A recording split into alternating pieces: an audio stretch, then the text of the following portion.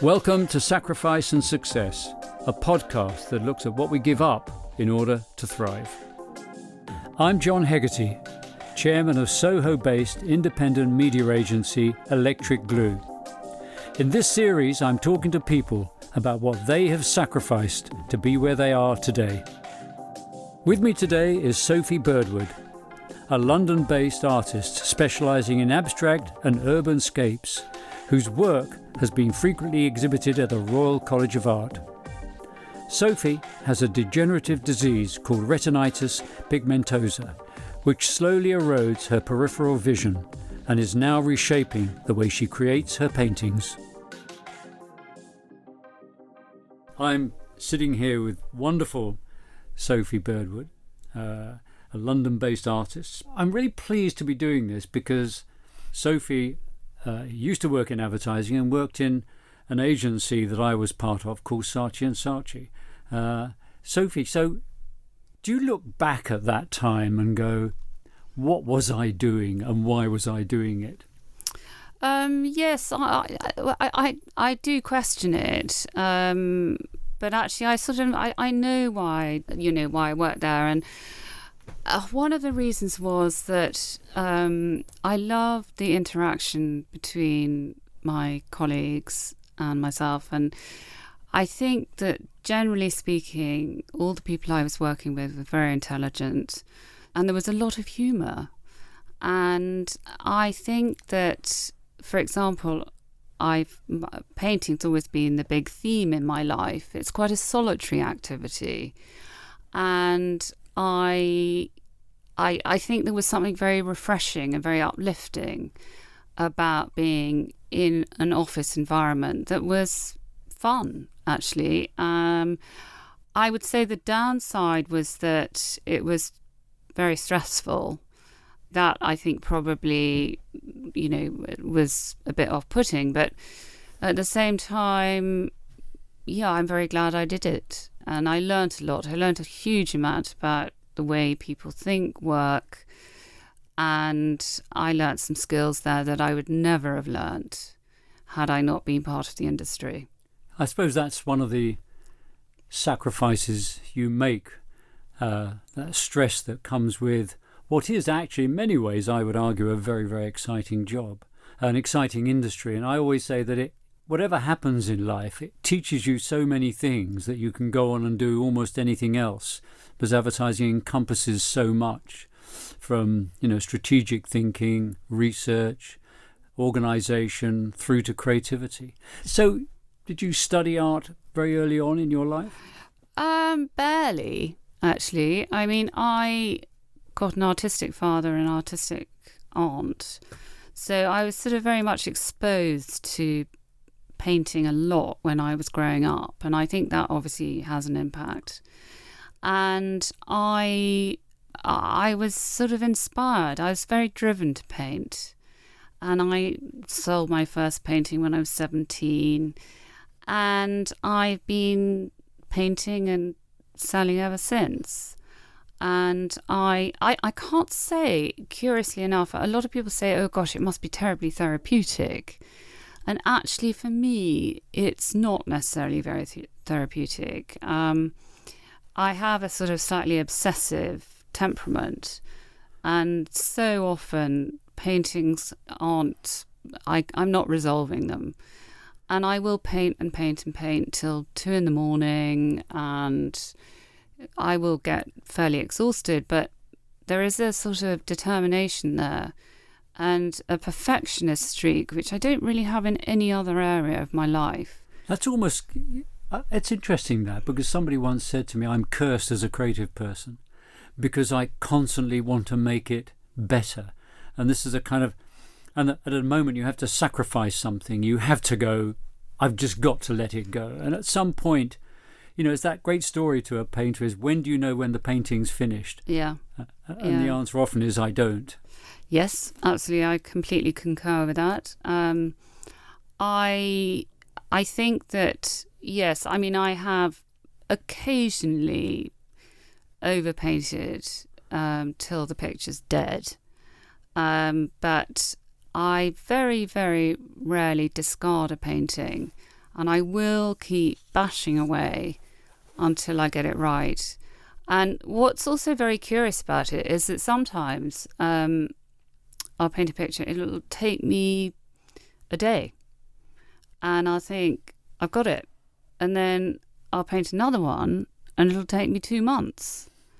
And I'll be tearing my hair out and driving everybody mad in my house and neglecting things, boring old admin and things like that. But nevertheless, sort of, as soon as I've resolved that picture, I then had to play a huge amount of catch up.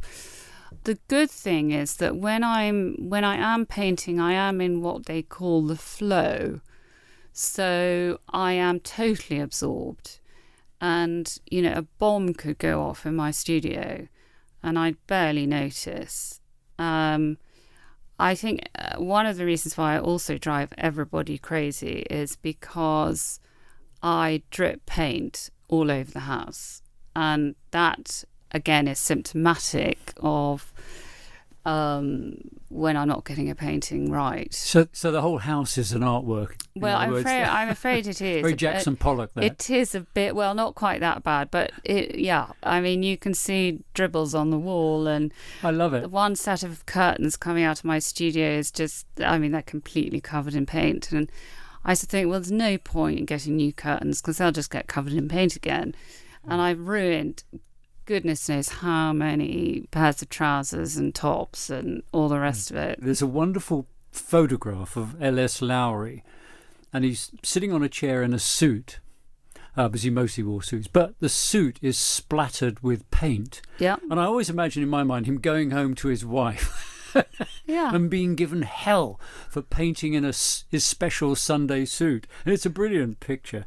But going back just a moment, I'm fascinated with you as an artist, because what do you decide you're going to be? A landscape artist? You a portrait artist? You're going to be because you're essentially landscapes and abstract. Yeah, you see that. Funny enough, I think this is where I've made a big mistake actually, because it's a hybrid, and the majority of very successful painters I'm aware of very much stick to one particular genre, one particular subject matter, and I don't. And I do a bit of abstract, a bit of landscape, quite a lot of architecture. I also mix mediums. I sort of paint in acrylic. I sometimes do watercolours.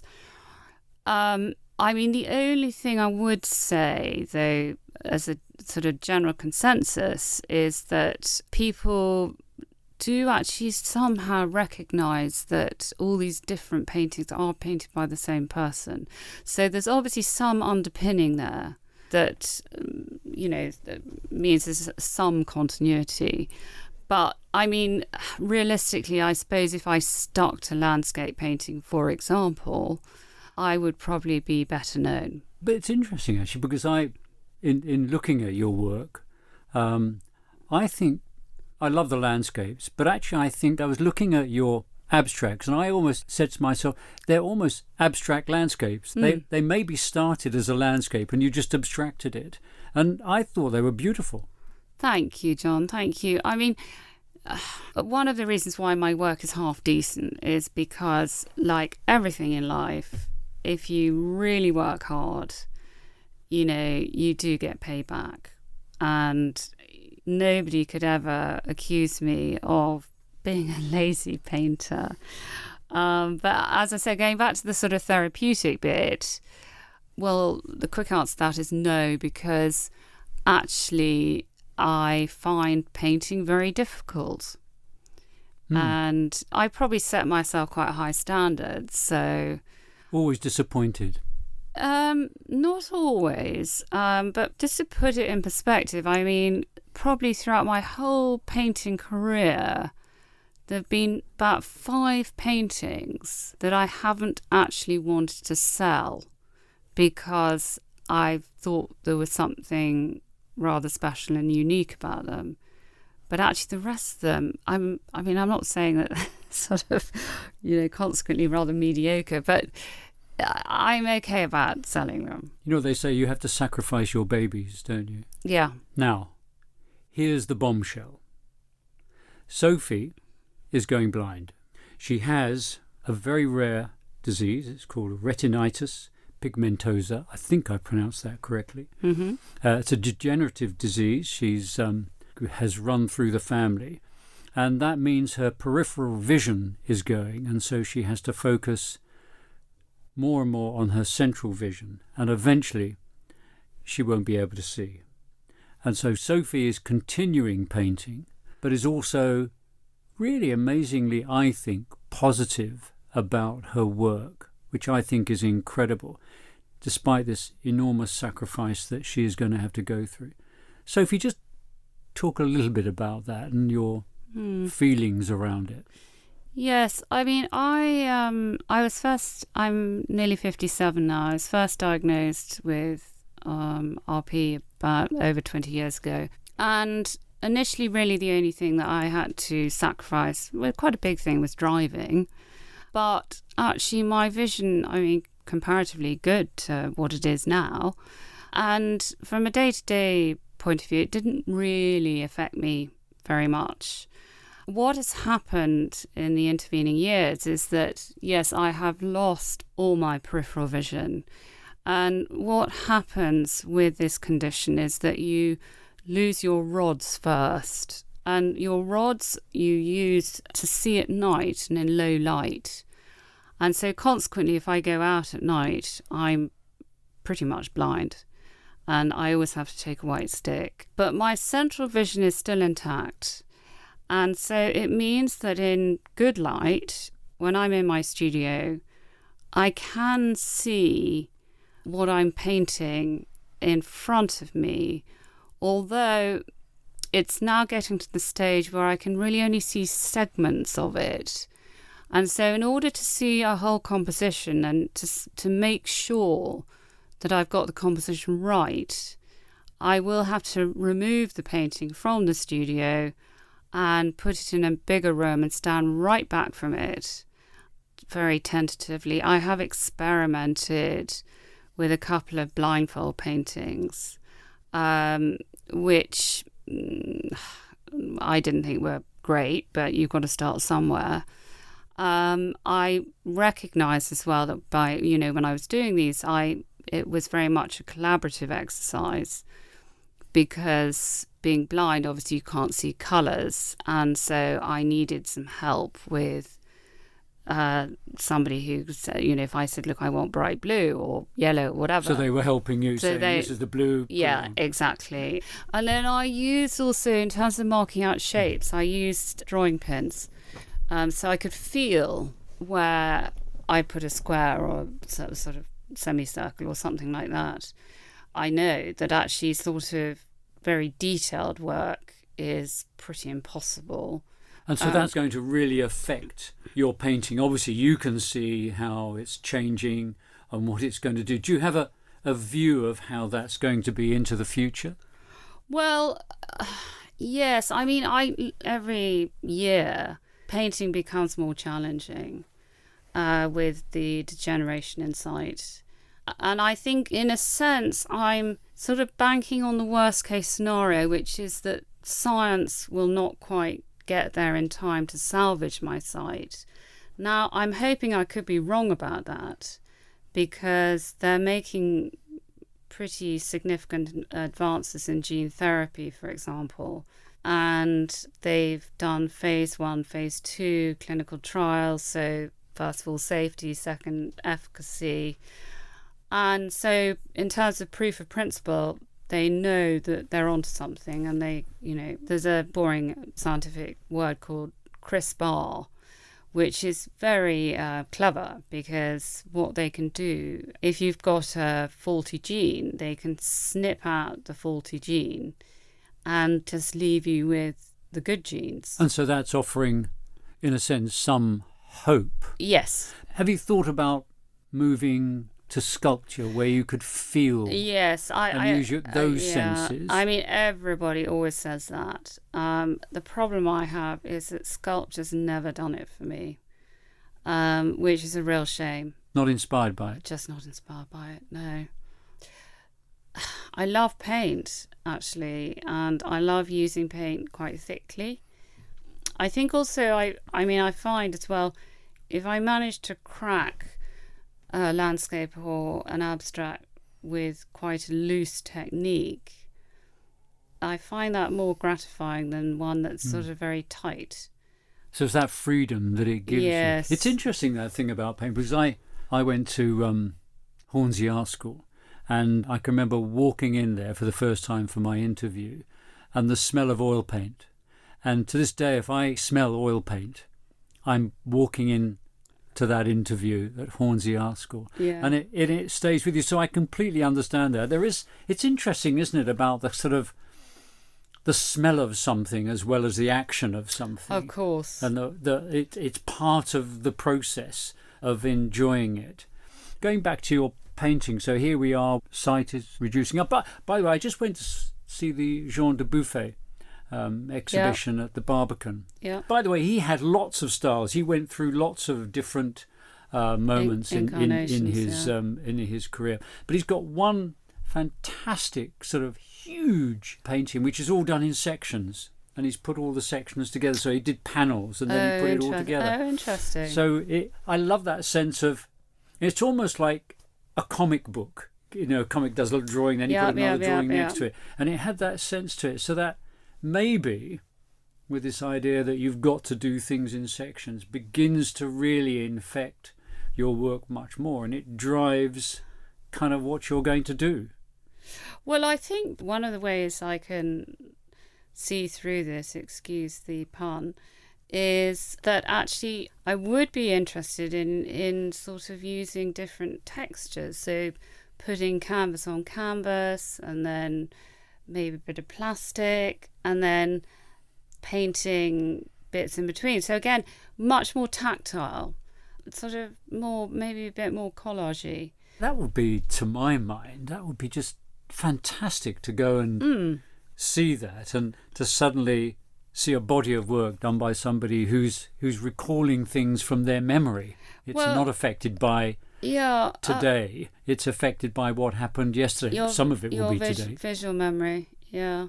I mean, there's an artist actually who's an inspiration to me called Sagi Man, and he's actually got an exhibition on at the moment with the gallery called Cadogan Contemporary. And his story was very interesting. He'd always had sight problems. And then I think it was about 10 years ago, he went completely blind. And the gallery sort of thought, okay, game's up, you know, that's the end of him. But actually, he carried on painting when he was completely blind. And he had several one-man shows and did incredibly well. Brilliant, yeah. And I just sort of think, well, anything's possible. It is thought, isn't it, that Monet's water lilies are somewhat influenced by the fact that he might have had cataracts. Yeah, well, they're definitely more abstract than his previous work. And so you can see that, you know, he's coming from memory, and then it's affecting the painting. Yes, so it's interesting. It's technique informs creativity, doesn't it? It's sort of... Yes, I would hope that the simple fact that I have been painting for this long would stand me in good stead in terms of still remembering how to apply paint. I mean, I'm a very messy painter, actually. And it's quite interesting because if you look into my studio, you'd think, how on earth can she produce works that are actually not that messy? But, you know, I get terribly impatient. So I'll be sort of mixing 3 different colours on the same brush, and, you know, so I mean, you know, I don't help myself, but if you look at those pictures of Francis Bacon's studio and Lucien Freud's, yes, I mean, they were complete. You wondered how anybody worked in them at all, but they were brilliant places where they could go and be who and what they wanted to be. And I love that sense of, and you're seeing the artist in their environment. Yeah. And so being neat and tidy doesn't necessarily pertain and correlate to great creativity. So I love that sense of chaos around creativity, which is something that's very powerful. If it's predictable, then it's going to be rather boring. So do you look into the future, or do you just go, each day is another day, I'm not going to think more than that? Well, I look into the future in terms of planning. For example, I said to my husband actually quite recently, look, if we're going to move house, we've got to do it in the next 6 months, because we've been there for 23 years in the same house. And so I am familiar with all the stairs and corridors and everything. And I mean, assuming there isn't a treatment, but it won't be any good if he says to me in 5 years' time, oh, well, actually, we're going to move house now, because I would find it completely disorientating. It would take me a long time to learn, how to navigate my way around the house or flat or whatever. I'd say there's planning involved. So it's long-term, short-term. Exactly. Yeah. I mean, I'm quite philosophical actually about my sight loss. I mean, very, very occasionally I have sort of days where I feel a bit down about it, but it's not.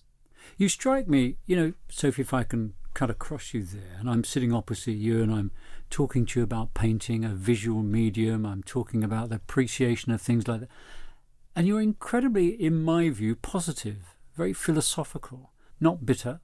In a way, I've always said cynicism is the death of creativity. And an artist has to remain positive. You have to believe what you're doing is going to be great. You have to believe it's going to change the world.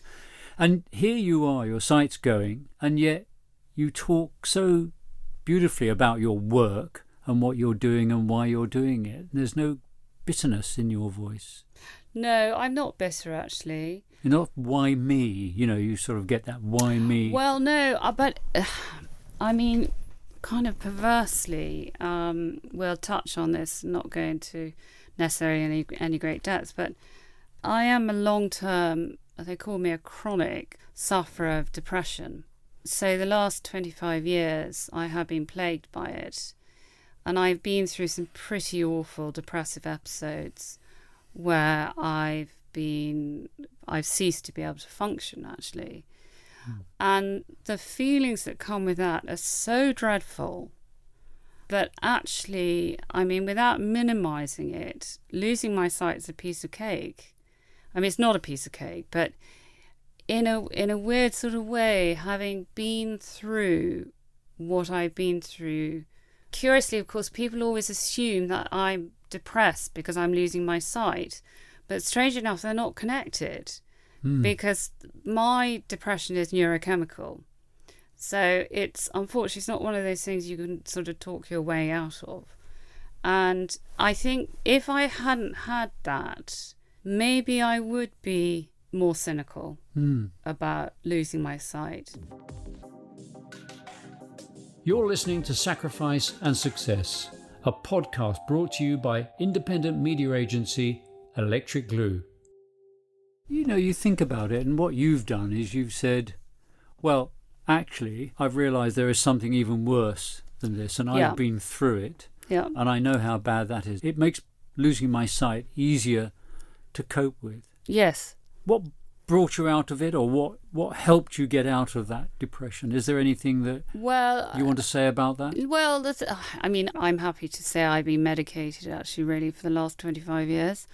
That has obviously made a difference, and I am one of those people who absolutely has had to be medicated, otherwise I wouldn't be here. I mean, there's a lot of new research actually out. I mean, funnily enough, somebody called Edward Bulmore, who's the head of psychiatry at Cambridge, he's come up with some theory which to me really resonates, which is about the connection between inflammation and depression.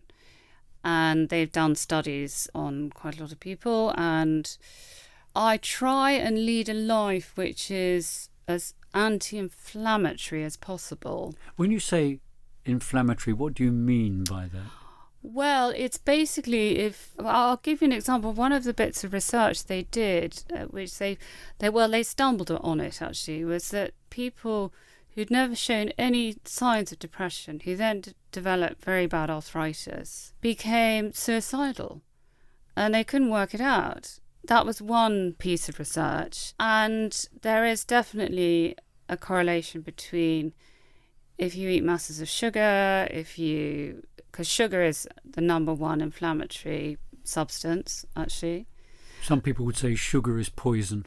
Yeah, absolutely. And of course, so that includes booze, all these different things. And actually exercise, yes, okay, it releases endorphins, but it is also anti-inflammatory. And one of the, actually, I was going to come on to this, actually, one of the things that I do find helps is dancing.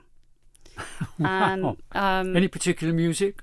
Well, I'm afraid, don't ask me, crap music, okay? Sort of 70s, disco, whatever. And I teach dance. I had a ballet training when I was much younger, and dance is very much sort of part of my DNA. Again, there's quite new research out now to suggest that the combination of music and movement and coordination actually boosts your brain more than, let's say, running or going to the gym. And there are those that say music is the greatest of all art forms. I think I would agree with that, actually. But you found it therapeutic, you found it released the endorphins, it induced a sense of release. But I think, one of the sort of, I suppose one of the slightly tedious things, but it's just, that's one of those things, is that in order for me to stave depression away, you have to be very disciplined, actually. So whether it's all these different vitamin pills or the dancing or the meditating, or you actually have to do it on a daily basis. And I mean, frankly, it's a surprise I have time to do anything else. But don't they think, I remember when I was in art school, we were always told if you're not drawing every day, you're not getting better every day. And that sense of having to do it all the time was fundamentally important. Absolutely. And I suppose that's what you're saying about depression. You've got to work on it. You do. Every day. You do. Can I just ask the professor at Cambridge, what was his name again? Edward Bulmore. If people wanted to read about that, they can. He's published papers. He's published a very good book called The Inflamed Mind. The Inflamed Mind. So if you're out there, you're listening to this and you're concerned about that, then you only have to Google him. You'll get the lecture up as well that he gives. That's fantastic. Yeah.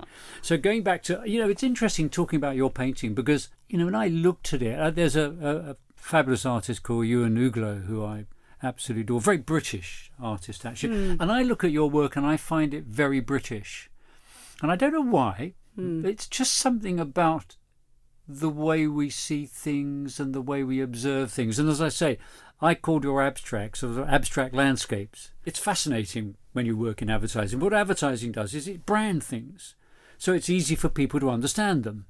I drink Coke. I don't drink a sugar carbonated water, and it makes it easy for me to understand it.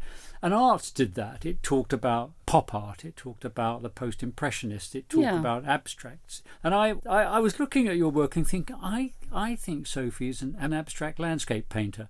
Yeah. And I wanted to almost say to you, maybe we should develop a kind of an art movement around that. I follow abstract landscapes. That's what I do. That would be very exciting.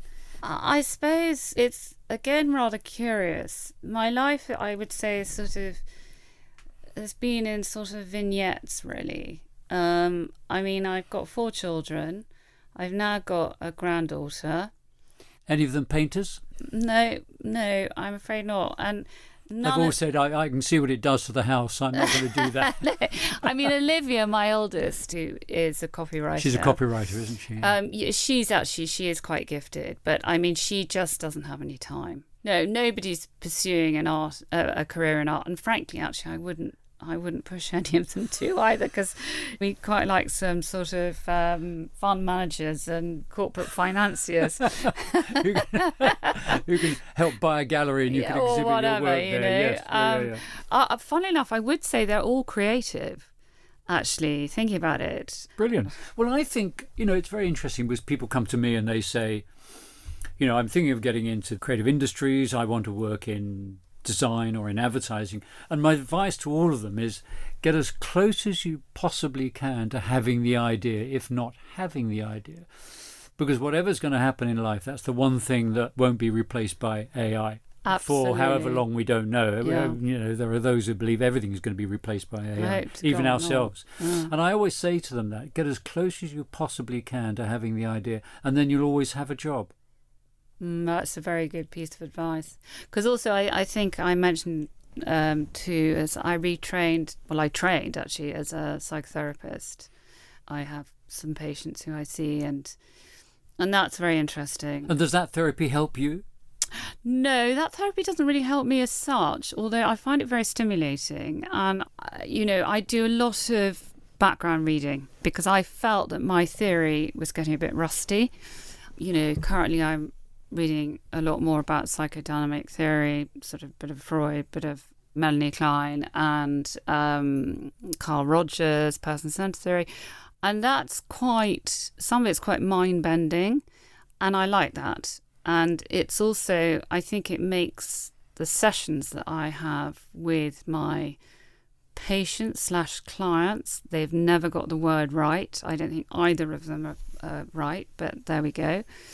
I think it makes them more effective. So are you sacrificing that for your art, your painting? I wouldn't say so. I think part of the reason, obviously, why I did do it was a contingency if I lost my sight, because you can be a therapist. I know a couple who are blind, and yes, it's obviously very useful to have the visual cues. You can pick up quite a lot from them, but at the same time it's your listening skills that are really critical.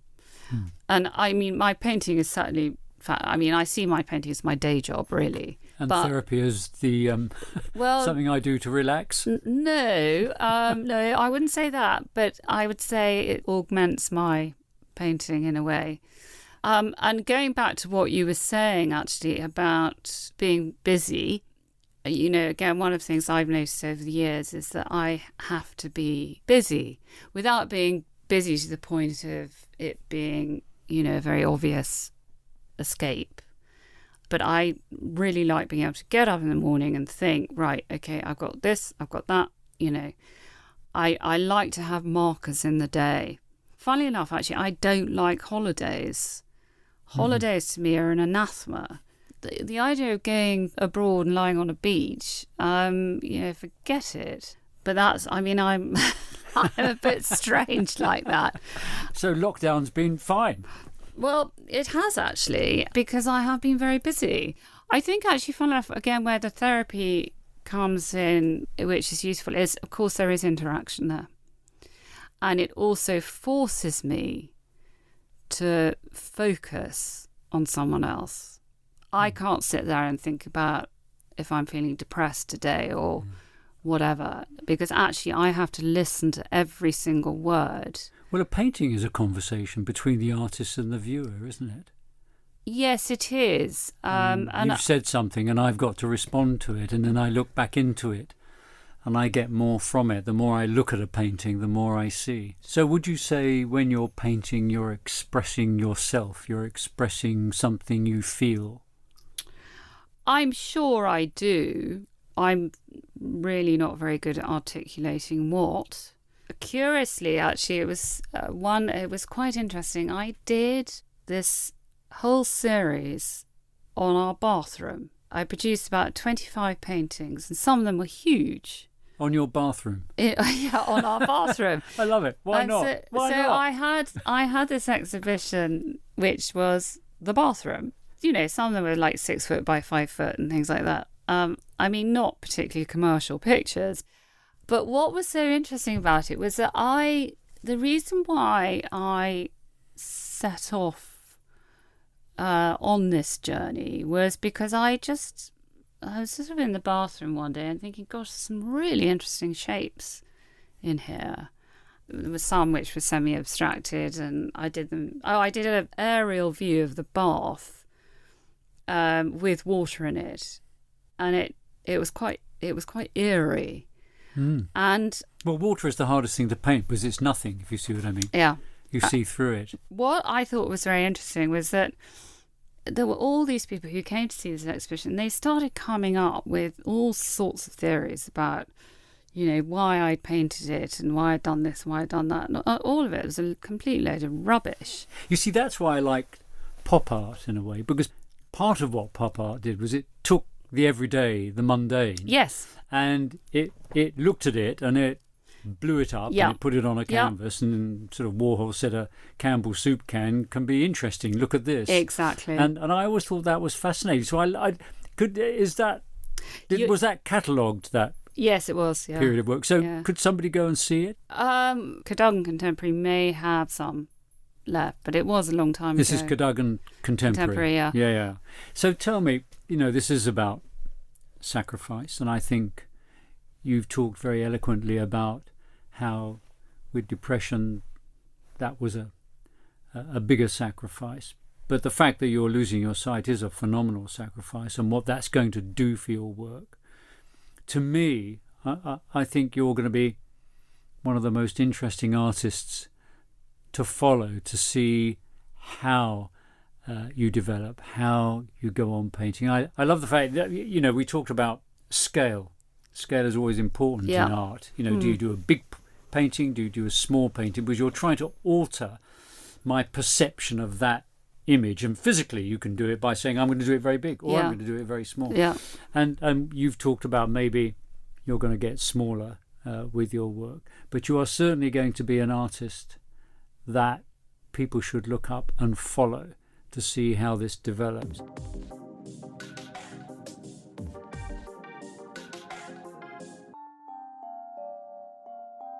I'd just like to ask, one last thing. Is there anything you'd like to say to all those people out there struggling with some sacrifice that they're dealing with? Is there anything that you'd like to say to them?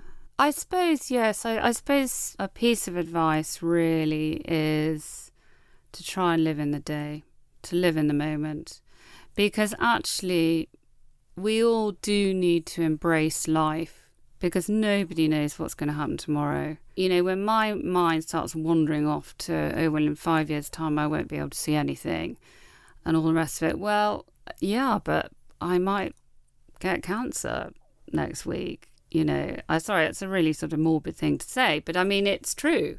There are disabilities and disabilities. And whilst losing my sight is awful, it is lifestyle threatening rather than life threatening. Well, that's an amazing thought to end on. And I just want to say to all those people listening, go and look at Sophie Birdwood's paintings. I love them. I think they're brilliant, and I can't wait to see how she develops and moves on. Sophie's Instagram is Birdwood_art. So look it up and you'll see some fabulous work. Sophie, thanks for this. It's been wonderful. It's been fantastic to sit opposite somebody who had to sacrifice so much but stayed so positive. Thanks. Brilliant. Thanks, John. Thanks for listening to this episode of Sacrifice and Success, a podcast brought to you by Electric Glue, an independent media agency that believes to succeed in the complex media landscape, you need to sacrifice. Don't forget to rate, review and subscribe to the podcast on your podcast platform of choice. Next month we'll be talking to Lawrence Delalio about the sacrifices he's made to be where he is today. Until then, goodbye and good luck.